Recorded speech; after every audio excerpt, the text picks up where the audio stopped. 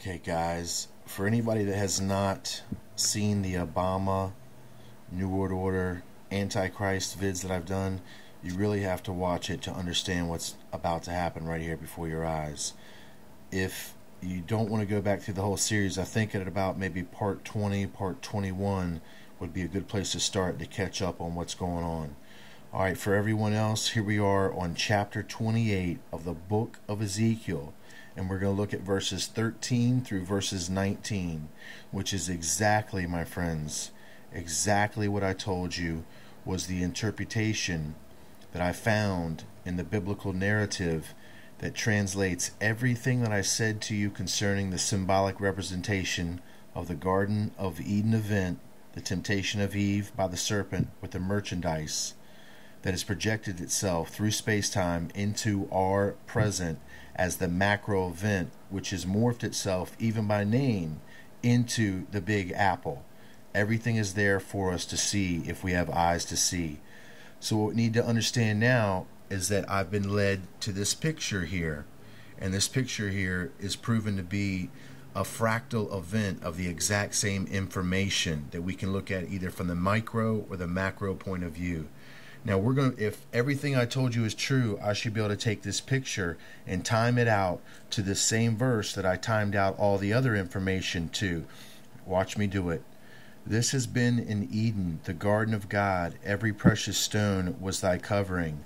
And then we get all the stones all the way down to the gold. Watch what we have at the top of the picture. How do we know that we're in Eden? Well, we've got the lesser light, which is the moon, and we've got the stronger light, which was the sun. This is the Eden event. This is Genesis. This is the beginning of the Bible where you can find the Eden event. And then we see that every precious stone was his covering. Well, here we have the stones and the gold, which was his covering. So as we read down further here, I'm going to have to speed up. We've got the anointed cherub upon the holy mountain of God. His hands make the mountain of God up in the heavens. And then I'm going to go all the way through. He was perfect until iniquity was found in him. And then we find after this iniquity we get what? By the multitude of thy merchandise they have filled the midst of thee with violence. Right after we have the fulfillment of the sons of God in the flesh, signified by the 666 carbon atom, the material creation. We have the merchandise, which is the shoe, which is the commerce, the commercial Babylon, the merchandise, exactly in order where it should be. And then we hear the proclamation where God is going to cast him out of the mountain of God and destroy thee.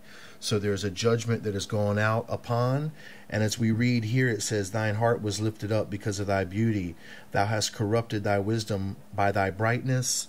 And of course, we have the brightness, which is behind the hands up here, which signifies the illumination. And then we hear, thou hast defiled the sanctuaries by the multitude of thy iniquities, by the iniquity of thy traffic.